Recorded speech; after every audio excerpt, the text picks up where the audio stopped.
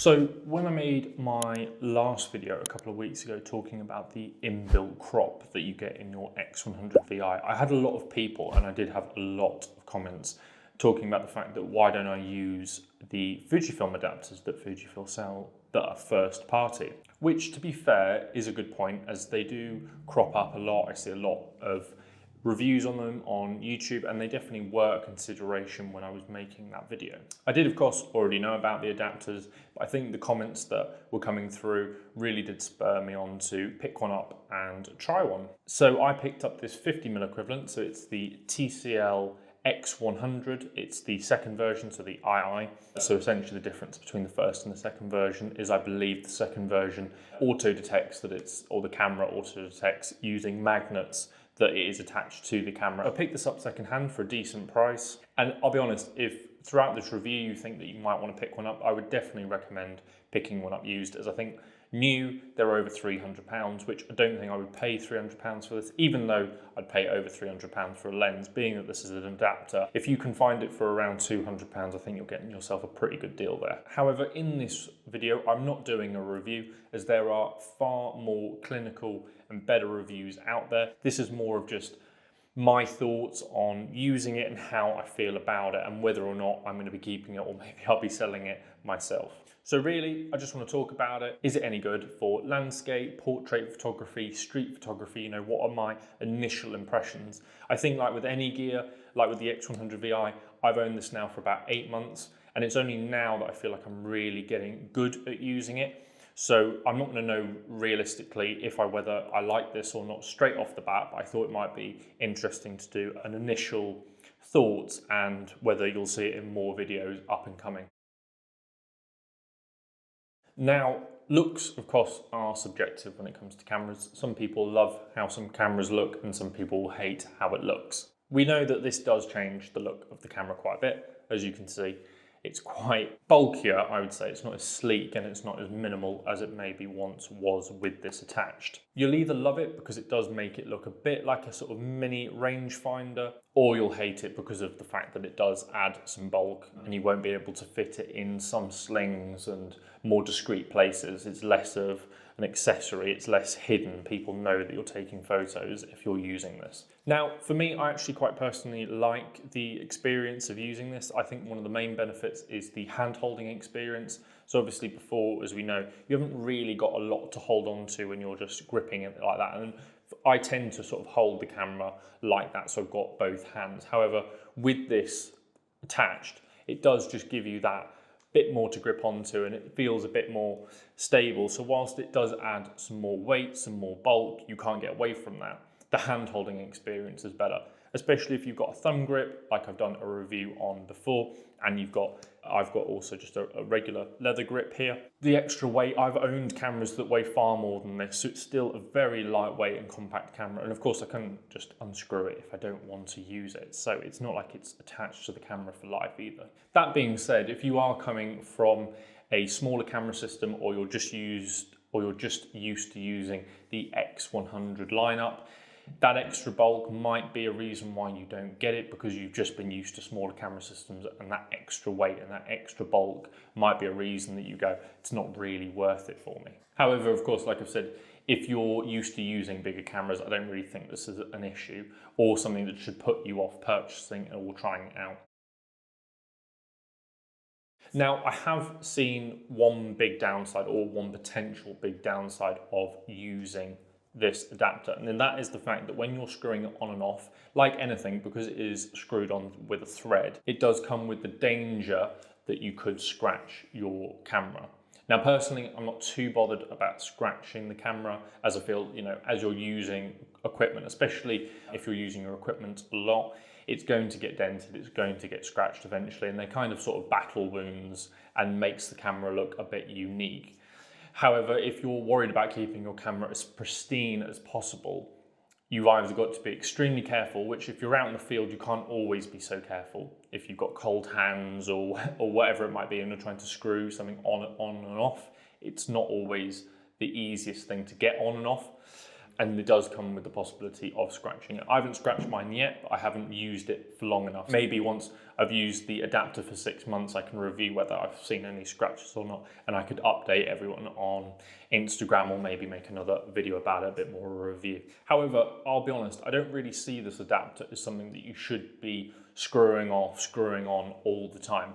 When I was doing this initial test review and I was doing some portrait photography, I was unscrewing and screwing it quite a bit, obviously to get those comparison shots, but in real life I don't think it's something that I'm really going to be swapping all the time. I think you've got to be a lot more intentional when you're using it, but I will get to that in a minute. So I do think if you are expecting to be able to quickly swap from 35mm to 50mm all the time, it's probably going to be quite annoying to use this adapter. So I would certainly be intentional when you're going to use it. If you know that you're going to need the 50mm, I would put it on and leave it on. I wouldn't start taking it on and taking it off, and I'd rather move around the scene or subject or whatever it might be to get the shot rather than constantly taking it on and off, because it doesn't really function. I don't think that's how it's probably been intended to be used. So when would I actually use this adapter? It's fine having all this camera equipment, but I think for me, especially someone who has a minimal setup, it's one of the reasons why I own an X100VI. I shoot on a Pocket 3. It's all about making this process as easy as possible so I can make content and be creative. And if you've got all this equipment in the way, it's not too easy to be so creative. So when would I want to use this? Well, for me, I think you've got to be extremely intentional when you're using it. You need to know that if you're going out to do street photography, portraits, landscapes, that you're going to use it or want to use it. And the reasons why is because of the fact that you can't just, it's not an interchangeable lens. You can't, like on my Sony, I don't know what it's like on Fujifilm, but on my Sony, I press a little button, twist it off, lens comes off. It's very quick, it's very simple, and it's very efficient. With this, you are unscrewing, you are re-screwing, and if you're obviously then wanting to weather seal the camera, because this does weather seal when you're using this adapter, which is fantastic, but when you unscrew it, then you're not weather sealed anymore. So you then need to put some form of weather sealing on for any reason, whether it's raining or not, just to protect the lens and the mechanism. So that, in that sense, that's what I mean by being intentional. Go out in the day and think, do I need my 50mm or do I not? And then make a decision from there. So I think the way I'm going to use it from now on, because I want to test it more, if I know I'm going out for the day with the intention of shooting photos, I'm at least going to take it with me, if not start the day with it on. If the environment that I'm in needs the wider viewpoint, then of course I'll take it off, and for the rest of the shoot I'll probably leave it at 35mm. Or, like I've done before, where I've gone out for a dinner date and then we went to the movies, I wouldn't use this 50mm, I would just use the 35mm, because the camera then, because of the looks of it, does become more of an accessory item. Of course it could be a professional camera, but it's more of an accessory item in the fact that if I see a picture that I want to take when I'm out and about, I can just nab one. However, with this, it does add more weight, more bulk, and just, there's more there. It's little things like if you're at a cocktail bar and you want to set this down on the table, this is more obvious to put down on the table than if you didn't have this on here and you just had the 35mm. So it's those little things. That's what I mean by being intentional, and that's the message I really want to get across in this video. Is I think it's a fantastic adapter when used intentionally, because I think it is fantastic for portraits. I've really enjoyed it for the limited amount of portraits I've done. I think for landscape photography, for me, I think it's going to be fantastic, but we'll see if I do prefer. Now I've got used to 35mm and if I've adapted. And I think for those tighter city landscape shots, I think it might be really, really good for. But I wouldn't bring it unless I needed it. So if I was packing it in a bag, in a sling, I'd want to know that I was using it or I was going out filming for the day, because room is everything, and you need to put your phone somewhere, you need to put your car keys somewhere, I need to put filming equipment somewhere, and I don't want to be carrying a big bulky bag with me. So if I'm taking it, I'm using it. That is going to be my rule. So I think the concept of using an adapter on the Fujifilm X100VI might be a bit of a strange one to some people, given the fact that I've picked a camera intentionally that is a fixed 35mm equivalent. However, I think now I've been shooting for nearly a year with the camera, it's nice to try something new. I prefer 50mm anyway, personally. However, I do absolutely love the design of the X100VI over all other Fuji cameras that I've seen and tried out. So I think bearing that in mind, that's probably maybe one of the reasons why Fujifilm sell this adapter, because they know people are die-hard fans of the X100 line, but they want to give people that versatility to change and swap adapters. Now they do sell a wide angle adapter if you're looking for it to be even wider. I think it might be 28mm, but I'm not too sure, so don't quote me on that. But today we're going to be talking about the 50, as that is my preference to shoot at 50mm anyway. So why did I go for the 50mm over the other adapters they sell? Well, in all other camera systems I've had and current camera systems that I use for work, it's primarily 50mm. I don't know what it is, it's just it's the focal length that I've always preferred when I've had prime lenses, when I was using my Sony camera. I had 20mm, I had 35, 50, and I had 70mm, but I always went for the 50mm. I think it's just compact and it just works so much better than the other focal lengths. However, it is of course a personal preference and you might prefer 35mm to 50mm. And one of the big advantages straight off the bat I've noticed using the 50mm equivalent is when you're shooting in RAW. So I know a lot of us use JPEGs because we like the film simulations. However, I personally shoot JPEG plus RAW, so I can get those RAW files and alter them and do what I want to them. However, when you're using the inbuilt teleconverter, which is a great tool, of course, the RAW files revert back to that 35mm. Now, in my previous video, I discussed how you could use the JPEG as a reference point and then crop back into the RAW. However, of course, shooting with RAW with this, you're getting the 50mm. It doesn't sound like a big thing, but it's that quality of life change that when you're going through all your RAW files, you know they're at the focal length that you intended to shoot at them. So that's one of the big advantages of having this straight off the bat.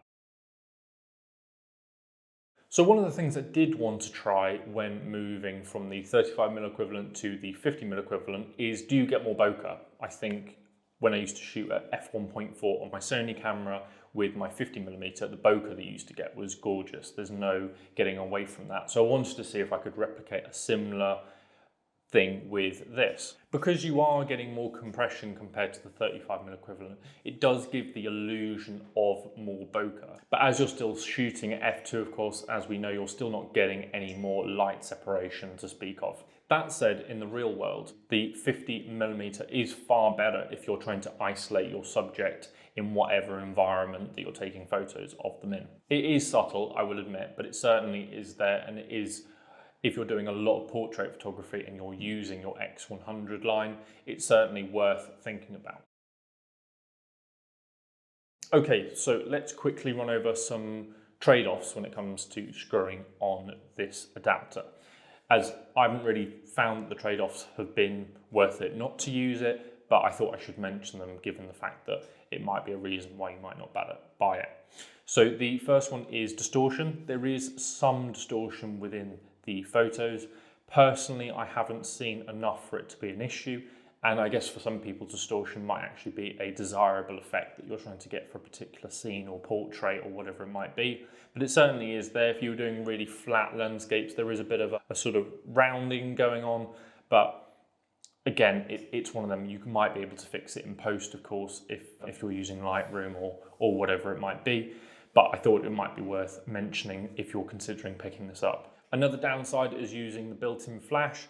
Essentially, you can't use the built-in flash. Whilst I haven't tested the flash myself, as I don't really use the flash, I've used it once on holiday. I've watched other reviews when I was researching for this video, and people that have tested the flash have obviously said that this blocks the flash, which is fair enough. It's a bit like when you're using the live viewfinder. It does block the scene. You can obviously see the adapter. Again, it's not enough to really warrant not using it, in my opinion. And I think if you were probably using the flash that much, you might have an external flash adapter. And then again, it probably isn't an issue. I don't know, but it probably isn't an issue then. So those are kind of some of the shortcomings of using that adapter, but everyone let me know in the comments if it would be a big deal for you, if that distortion is a big deal and not being able to use the built-in flash is also a big deal. I guess this all wraps up into the point that, is it actually worth buying? Should you pay money for this adapter? I think firstly, if you can pick it up used, you should. I think it's worth trying if you're picking it up used. New, I think it's a little bit much, but the build quality of it is fantastic. It's built in Japan. I can't take away that. The optics of it, the quality that you're getting from it. It's not like putting glass in front of glass in front of glass. It doesn't feel like that when you're using it. It does feel like a perfect piece of kit and really does look gorgeous, in my opinion, when you're tallied up to the X100. I think if you're wanting to shoot different, maybe you've owned a Fujifilm camera for a very long time, maybe you own the X100V, the VI, whatever it might be, and you've been using the camera non-stop, it might just be a way to mix up and be a bit more creative and just trying something new. If you hate bulk, it might not be worth it. You know, if you're all about being super sleek, super minimal, you don't even use any sort of grip on your camera, then maybe I wouldn't go for it, because I don't think you're the type of person that would maybe enjoy it. And would I personally buy it again, and will I be keeping it? The answer is yes, I'll be keeping it. Yes, I would buy it again if I could get it secondhand.